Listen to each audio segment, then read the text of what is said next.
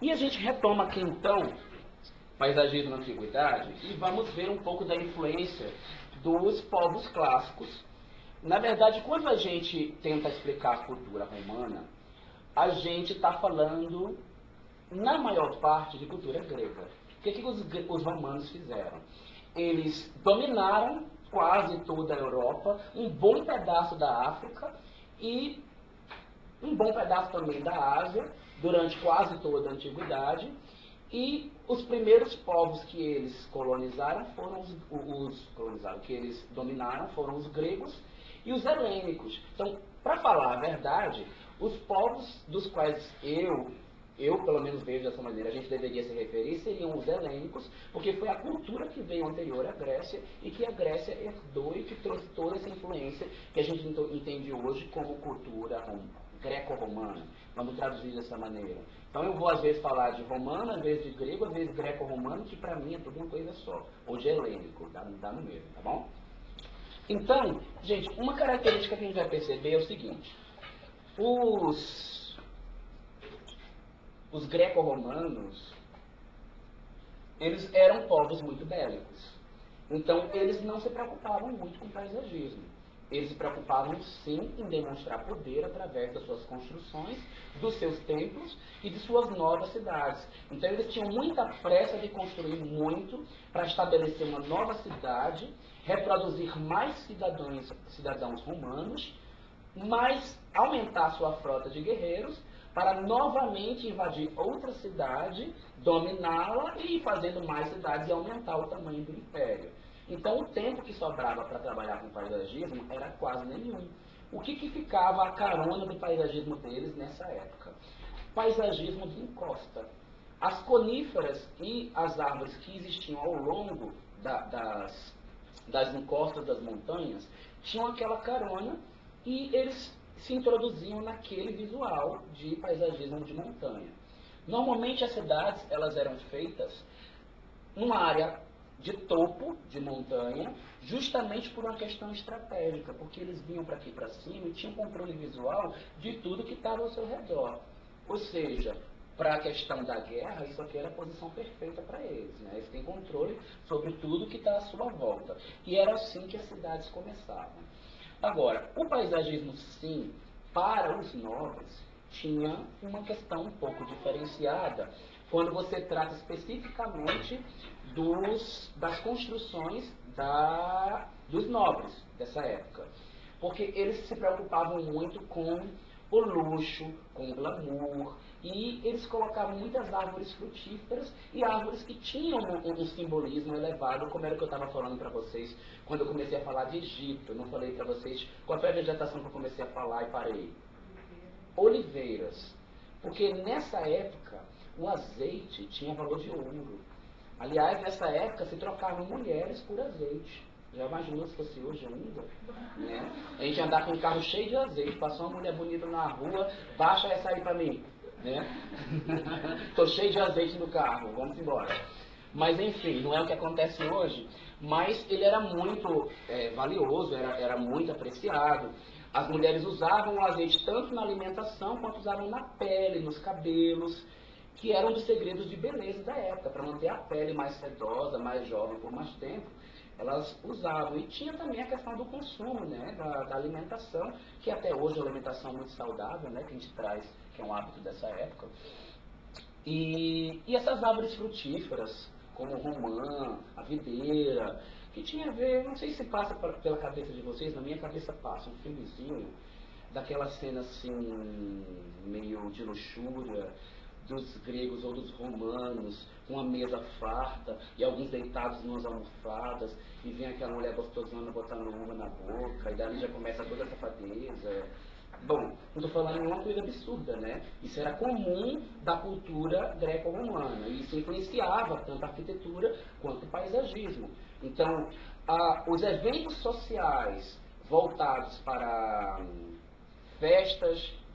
Como é que eu diria para não ser vulgar, hein? Eu estou tentando não ser. Orgia, né? Estou tentando não falar essas palavras, mas não tem jeito. Romano e grego gostavam de suruba, e gostavam de fazer sexo ao ar livre, gostavam de fazer encontros sexuais. predominantemente homossexuais, ou seja, normalmente eram encontros de homens com homens, mulheres com mulheres. Mas não era só isso, também tinham os prostíbulos heterossexuais, onde eles bebiam e também faziam sexo. Na verdade, era uma bagunça generalizada a vida sexual dos romanos, né?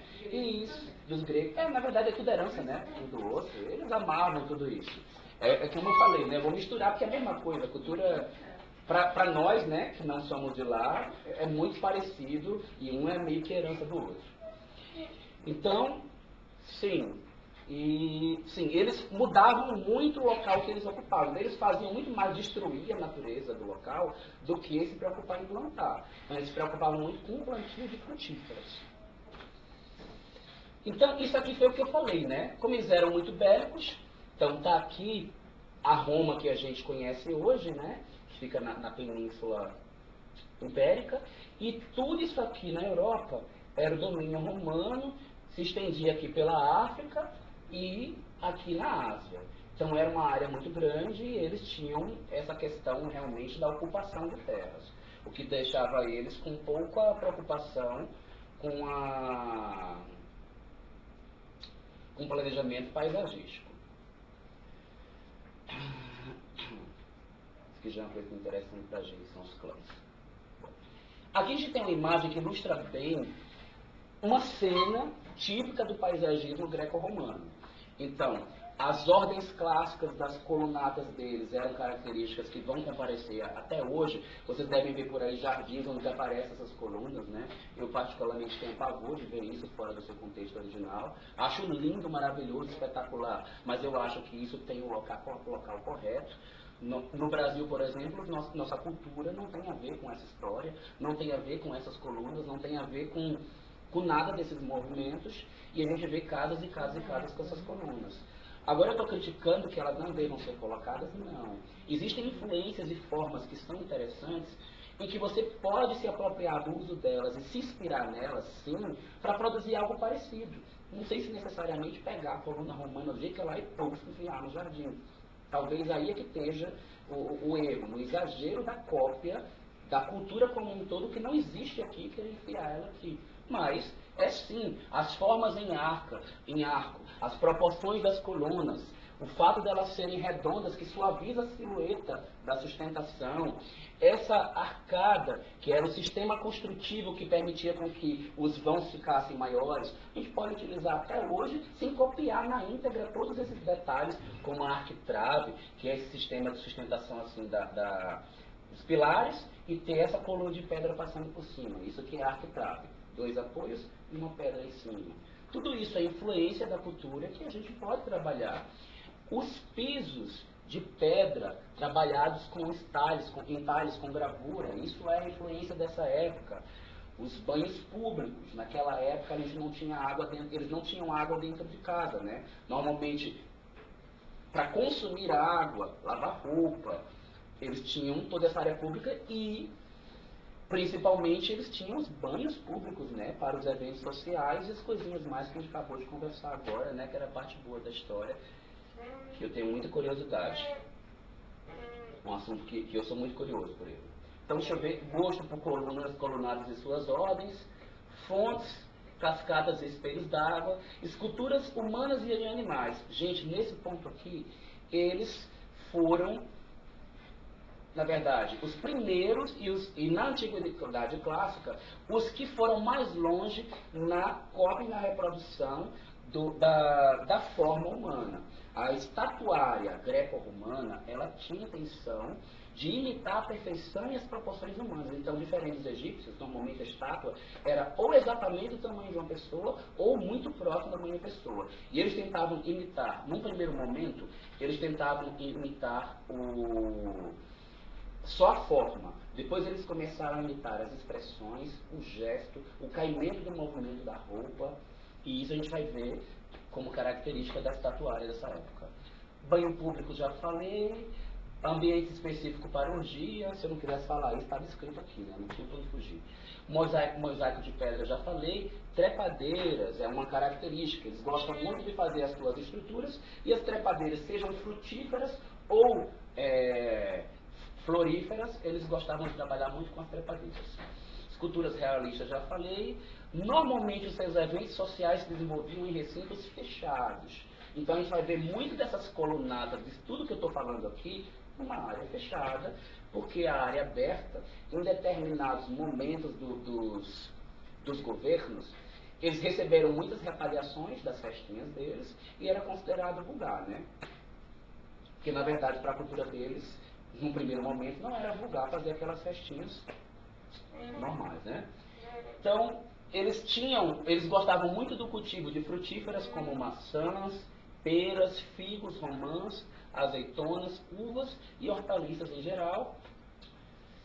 E o jardim era um prolongamento da casa, normalmente, e tinha essa questão aqui das frutíferas, né? Eles não faziam paisagismo ao longo da cidade, e somente no entorno imediato, ou dentro, na área do recinto fechado. E a principal característica do jardim dessa época era a simplicidade. Eles não ostentavam muito no jardim, não. Eles ostentavam mais nas construções. O ambiente era muito perigoso e imprevisível. Então, eles não podiam fazer jardins suntuosos, porque tudo que era na área externa estava sujeito ao ataque das guerras que eles faziam constantemente, né? Então, esse é um dos motivos também pelo qual o jardim não podia ser muito suntuoso. Esse aqui, gente, é um exemplo de um átrio. Todo mundo sabe o que é átrio? Quem não sabe, levanta a mão que eu explico. Átrio é um pátio central. Na verdade, o átrio vem daí, dessa área, desse pátio central que existe na entrada das construções greco-romanas, principalmente das romanas, são características bem romanas, tá? O átrio. Também a gente chama de átrio aquela areazinha da entrada, que é coberta, que fica na entrada das igrejas antigas, também da antiguidade clássica. Mas o átrio que a gente está falando agora é esse que fica no meio das construções romanas, que normalmente tem um jardim no meio dele, e muitas vezes tem uma área de água, e algumas vezes para banho, costuma ter inclusive sauna nesses átrios, ou banhos quentes, tá? Daqui a pouco eu vou mostrar as imagens que tem, e ele normalmente tem essas colunadas, tá? Isso aqui é, na verdade, um jardim reconstruído, né? Recompondo como ele era na época desse período. Antiguidade. Aqui já é um átrio que foi que é num fórum de Roma. Ai, Jesus, eu esqueci. Tem uma história que conta. Tem a história dessas virgens que ficam aqui no átrio desse fórum. Esqueci, mas na minha aula, que está gravada no site, não sei se eu vou editar e vou compor essa aula com a outra, fala a história dessas virgens aqui. Não é? Eu contei na aula passada que eu tinha estudado. Eu vou estudar isso e falo para vocês, tá? O que significam essas virgens que estão aqui. Tem toda uma história delas, não consigo lembrar agora, deu um branco. Eu vou olhar, me cobre na aula que vem, tá? O que são essas virgens aqui da entrada. Ou entrar direto no site que está gravado, que eu contei. A última vez que eu dei o curso, eu falei a história delas. E aqui é meio que uma visão de uma acrópole também desse período. A acrópole, quando eu falo, todo mundo sabe o que é? A acrópole é uma área elevada onde normalmente se iniciava a construção da cidade. Normalmente é ali que nascia também as praças romanas. Tá? Esse aqui, na verdade, é um... Jesus, esqueci o nome de novo. É um estádio onde acontecia... É o Circo Máximos, que é onde eles faziam as apresentações de bigas, onde eles faziam as apresentações públicas, né? E tinham as corridas de bigas aqui dentro para o público. Porque a cultura romana tinha aquela história do pão, água e diversão, não era isso? É uma coisa desse tipo. Então eles sempre promoviam também a parte cultural e a diversão dos romanos, que tinha a ver inclusive com as lutas, aquela história dos leões, tudo isso para eles era muito divertido, né? Aqui na verdade a gente está vendo ruínas, né, de uma acrópole romana. Aqui é só para vocês terem uma ideia da distribuição, de como começava a cidade, né? Então, normalmente, a cidade começava num local elevado e tinham vários prédios públicos com uma praça central Tinha os estádios onde acontecia a diversão, alguns templos e fóruns e outros prédios da administração pública da cidade romana. Né? Aqui tem um tal de um circos, que é uma área de diversão também. Ó, aquele círculo máximo que a gente estava vendo lá na foto, ó, a posição dele aqui onde ele está. Aqui, gente, já é uma visão exata de um trecho da Acrópole, que é especificamente a Acrópole de Atena, que é a mais famosa, né, desse período, que é onde ficava, inclusive, o templo do Partenon, que esse está aqui ao fundo, onde na Antiguidade Clássica tinha uma estátua da deusa Atena, que era uma das principais deusas desse período, que tinha a ver com a cultura e com a religião grega. Então, você tem aqui um templo de Atena, que está aqui, logo na entrada da Acrópole. 2, o Propileu, que é esse pórticozinho aqui de acesso para esse conjunto de edificações. A galeria de arte logo na sequência.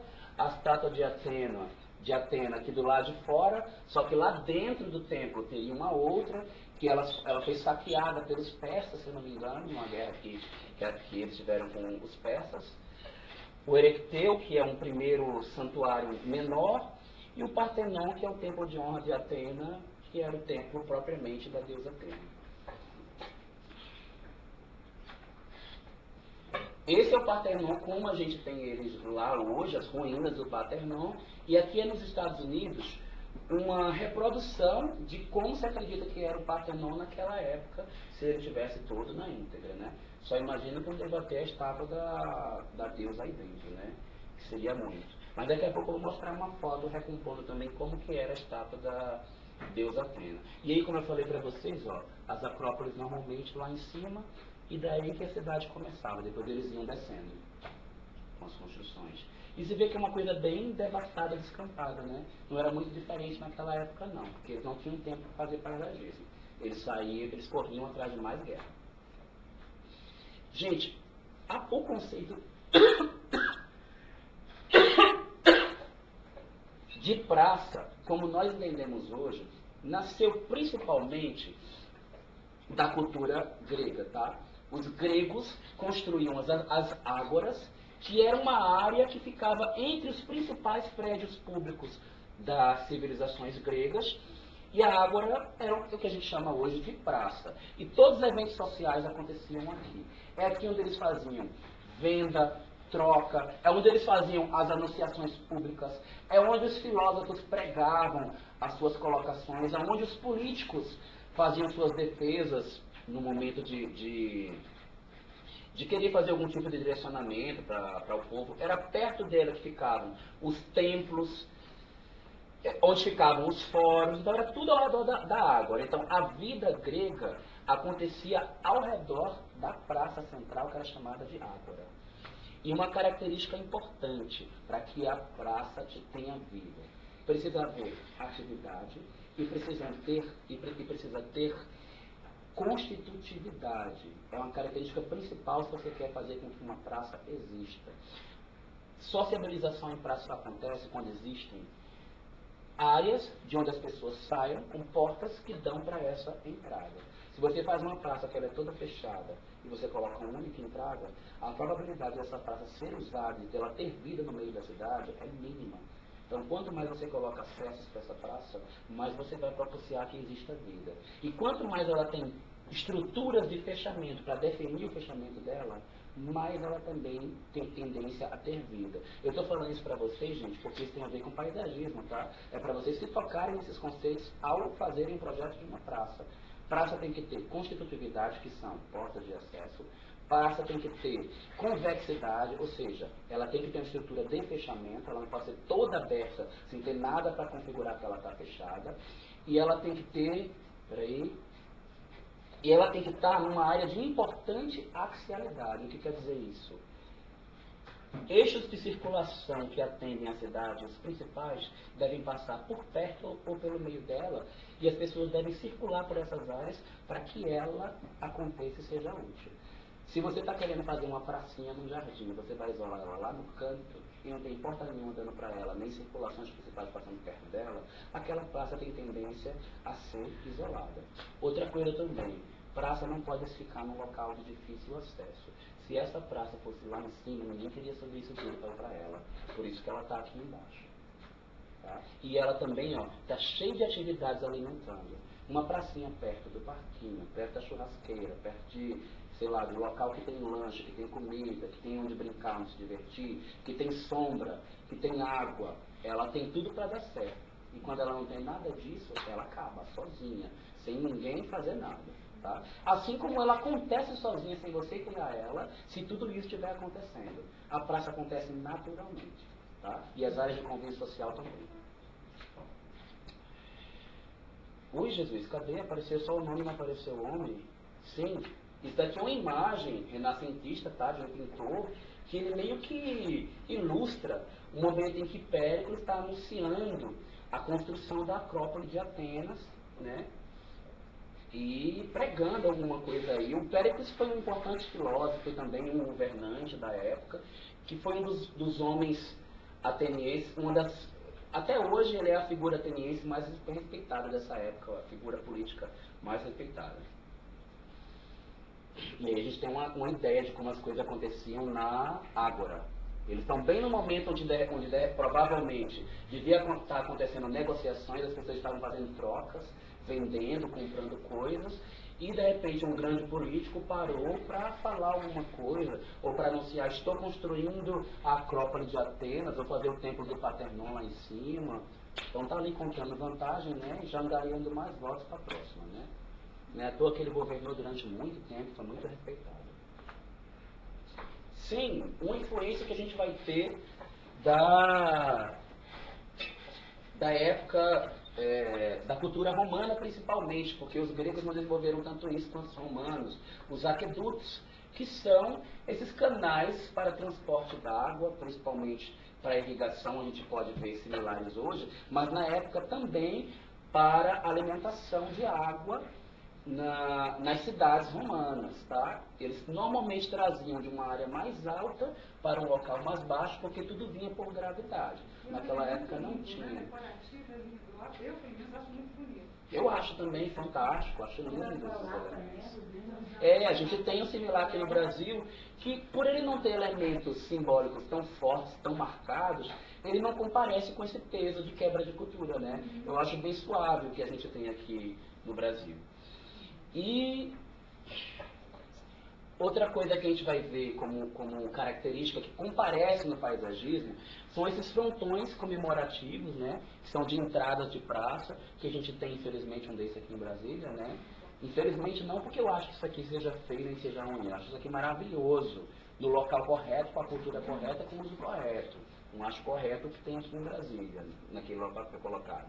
Mas ele fica na Via Ápia e ele tem a ver, normalmente esses frontões tinham a ver com algum início de algum governo, ou com alguma guerra, alguma batalha, ou alguma homenagem a algum grande comandante, e eram feitos esses frontões. E essa foto que a gente está vendo aqui, gente, na verdade, é a Via Ápia, um pedaço da Via Ápia, que é a Via Sacra, que foi por onde passou Cristo, que tem toda uma identidade simbólica lá para essa região também. Mas na verdade a gente está vendo fotos aqui já de um trecho já ela contemporânea. Mas a gente tem uma noção daquilo que eu falei, da vegetação de coníferas, que é característica deles também. Tá? Nós vamos perceber como influência no paisagismo também as ordens, e a gente vai ver as ordens dóricas, jônicas, coríntias, toscanas e compostas. Os dóricos, na verdade, peraí, a gente vai começar vendo as dóricas, as mais simples, aí elas vão evoluindo com essas volutas, que são as jônicas, depois a gente vai ver, elas começam a evoluir e ter esses desenhos de florais, que são as coríntias, até chegar nas compósitas, que são a mistura de todas essas influências. Na verdade, gente, para simplificar, porque a gente não está em uma aula de história, eu não posso entrar muito nesse mérito dessas ordens, porque entra muito na arquitetura. É só para a gente entender que podem aparecer essas colunas no paisagismo, é influência greco-romana, E a gente normalmente diferencia uma coluna da outra pelo capitel, que é a parte superior da coluna.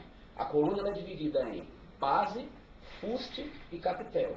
E normalmente o que diferencia uma ordem da outra é o capitel, sendo a dórica a mais simples, a jônica a que tem volutas, tá?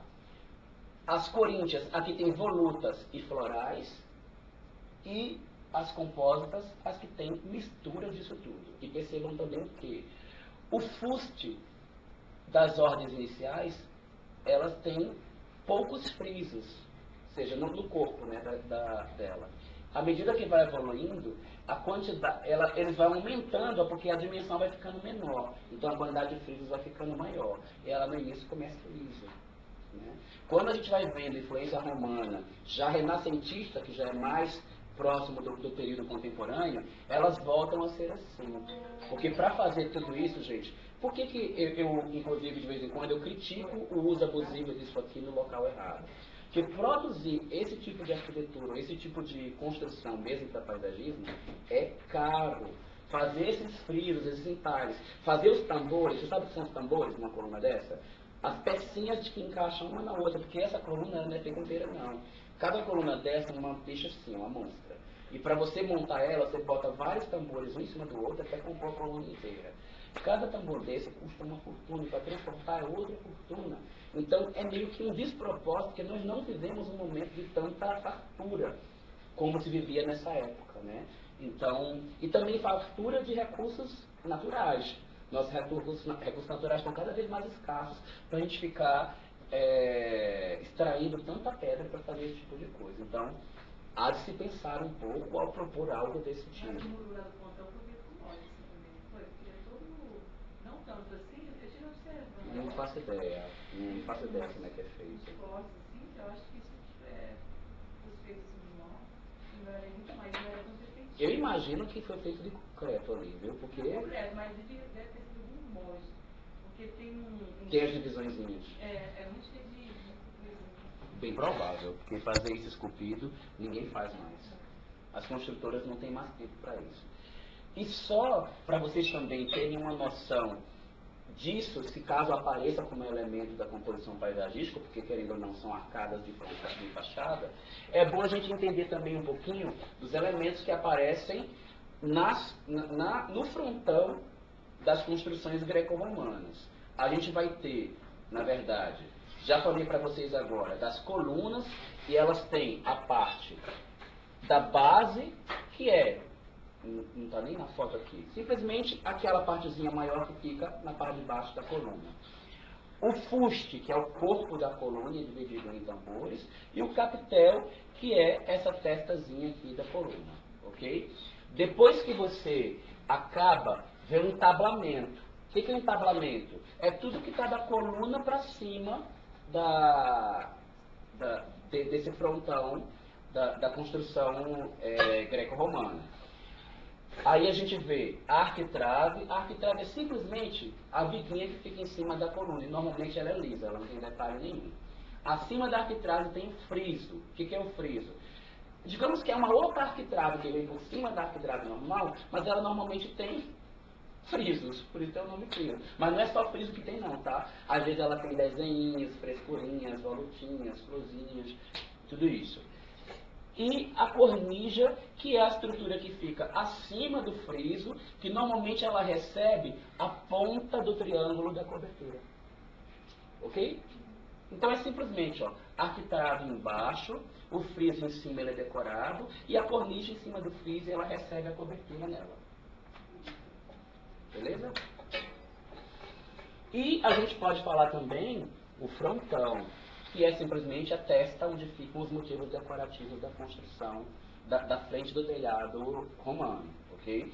E às vezes no frontão tem uma estrutura redonda no meio, que é simbólica, que eles chamam de tímpano. E normalmente no tímpano tem desenhos, motivos, homenagens, tá? Só para a gente ter uma noção vaga. E aqui aquilo que eu falei, gente, dos recintos fechados para os acontecimentos sociais, né?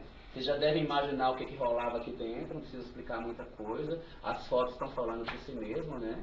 Isso, na verdade, tinha tudo a ver com a cultura. E era muito comum, era mais comum os banhos só de homens no local, banhos só de mulheres em outro local. Mas também tinham os banhos de orgias heterossexuais também, tá? Não eram só banhos para eventos homossexuais nessa época. E, como eu falei para vocês, ó, um átrio que tem uma área de banho aquecida. Eles colocavam verdadeiros fornos por debaixo, faziam uma construção interna abaixo da piscina e aqueciam esses banhos, tá? E, ao estudar paisagismo, é interessante que a gente compreenda, pelo menos conheça um pouco da influência da estatuária, tá, gente? Quando vocês veem por aí essas estátuas com os braços cortados, não é porque é chique e eles faziam esculturas de braços cortados nessa época, não, tá? É porque a escultura dessa época foi tão saqueada e foi tão depredada por conta das guerras e das invasões, especialmente na Idade Média, a Europa toda foi devastada. E tudo foi saqueado, tudo foi quebrado, tudo foi destruído. Então, muitas das melhores, mais famosas, mais perfeitas esculturas hoje são só ruínas e estão quebradas. Então, a gente vai ver muita escultura detonada, como, por exemplo, essa Vênus de Milos, que é a Afrodite, que é uma das estátuas mais famosas, né, que a gente tem até hoje. Mas, na verdade, a composição dela, ela deve estar fazendo um contraposto. Vocês sabem o que é isso? É uma posição que os romanos... Eu não vou ficar na câmera não, tá? Não vou fazer isso que eu tenho vergonha. Que é porque era simplesmente um apoio que as estátuas tinham para parecerem mais naturais. Ele colocava um pé à frente, o outro atrás, e isso faz... Porque se você pega uma estátua e produz ela assim, chapadona, tá na cara que é uma estátua, né? Não fica natural. Mas quando você simplesmente bota uma perna aqui e a outra tá assim, e você cai...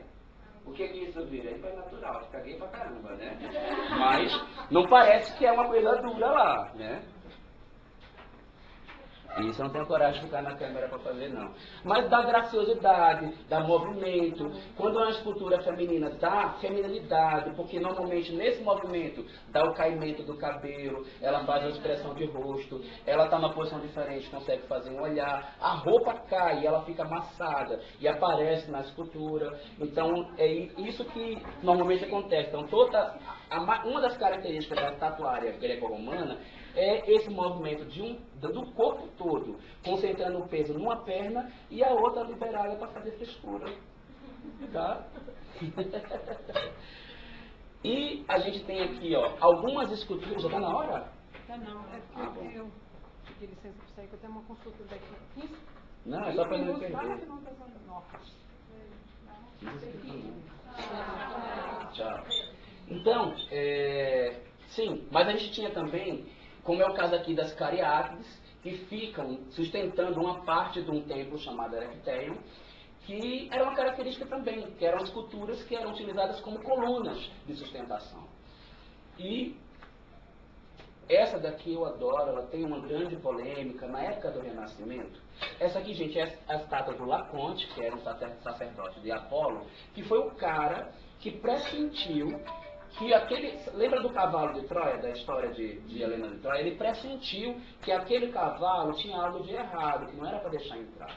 Aí diz a lenda, né, que o Laconte tentou avisar, e então, e aí o que aconteceu? Aí Poseidon, que na verdade existe uma... É simbiose? Não. Como é que a gente faz? Porque nós temos aqui os nossos santos, que são da Igreja Católica, e tem aquelas entidades da Umbanda. Como é que chama isso? Quando a gente junta os dois numa coisa só. Bom, eu não sei explicar, mas a mesma coisa acontecia entre os gregos e os romanos, tá? O Poseidon dos gregos era o Netuno dos romanos, tá? E ele simplesmente ordenou que as serpentes atacassem o Laconte e os seus 2 filhos, porque o Laconte estava lá denunciando o cavalo. Então, essa estátua aí, ela conta essa história do Laconte. E ele está lá sendo atacado, só que ele sempre teve o braço quebrado. E deixa eu ver quem foi que falou. A versão do Rafael. Lá no Renascimento, o Michelangelo, Não, peraí, a direita, a versão de Rafael. Exatamente. Houve uma banca para julgar e fazer uma ilustração que dizia como que o Laconte estava nessa estátua. E até pouco tempo, tem pouco tempo isso já é contemporâneo. Dizia que o Laconte estava numa posição heróica tentando matar a cobra que estava lá, matando ele e os 2 filhos. Mas não estava. O Laconte estava com a mão na cabeça dando pinta nessa estátua, que acharam o braço dele. Ele estava só lá desesperado, segurando o ombro e a serpente comendo ele. Contemporânea, que sabe que o Rafael fez isso? Não estou entendendo. Não, isso daqui foi o que o Rafael acreditava. Foi feita uma banca para discutir como que era a estátua original. E aí eles determinaram que isso era o correto, porque quem desenhou queria ele mais heróico, matando a cobra e segurando a ela, né? Mas não é. Depois foi achado. E essa aqui é a original de quem é? Essa original eu não lembro o nome do artista que fez ela. O que eu sei é o seguinte, que existe a versão do Michelangelo, que ele fala em relação ao artista original, que ele estava dando pinta segurando só o ombro e a serpente comendo ele lá e os filhos, e ele lá sofrendo, estou sendo morto, entendeu? E isso, depois acharam o braço dele, Nem ele coma. por aí, mais ou menos isso. E acharam o braço do coitado. Estava num outro museu perdido lá, um pedaço de braço, descobriram que era o braço do Laconte, hoje em dia já tem esse braço e ele realmente está lá dando pinta, como o Michelangelo acreditava. Mas não estava não. Gente, e esse lugar já é uma construção, já é um conjunto de esculturas. Começou no Renascimento, mas foi feito... mas foi finalizado já quase no período contemporâneo, tá? Já quase no século XX, nós estamos no XXI, né? Isso. Não, porque foi bem pertinho mesmo, foi bem agora, quase nos 1900 já que eles terminaram de fazer isso.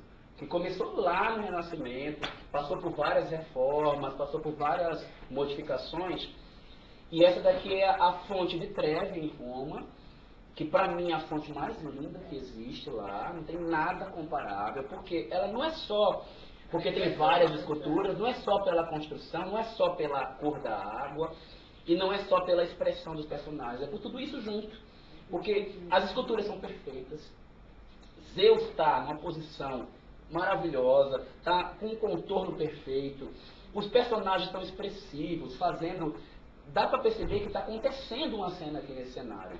Sem falar que teve um momento que teve intervenção artística, a iluminação à noite, como fica dramática, né? É muito, muito interessante. Teve uma intervenção artística contemporânea, feita há pouco tempo, não sei se foram os artistas, se foi a prefeitura de Roma, não sei quem foi, que jogou um troço nessa água, que essa água ficou toda vermelha. E ficava essa água vermelha aqui nesse cenário. Entre na internet e coloque assim, Trevis Fountain, em inglês, que vai ser mais fácil de achar, e coloca Trevis Fountain Red, que aí vocês vão ver ela com essa água toda vermelha. É um espetáculo, é um escândalo, é muito bonito.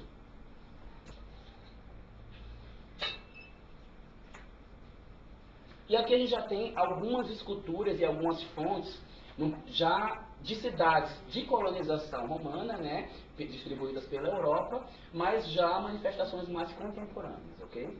Que são influências dessa época aí.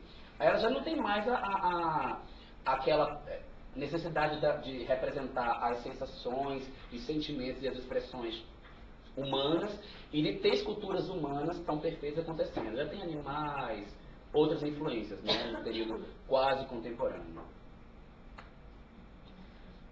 Aqui já é uma praça próxima do Coliseu, também são ruínas, né, que mostram um pouco daquele descampado, daquela característica que eu falo para vocês. E a gente para aqui, influência greco-romana, e vamos começar a falar de jardins medievais. Vamos dar uma parada aqui.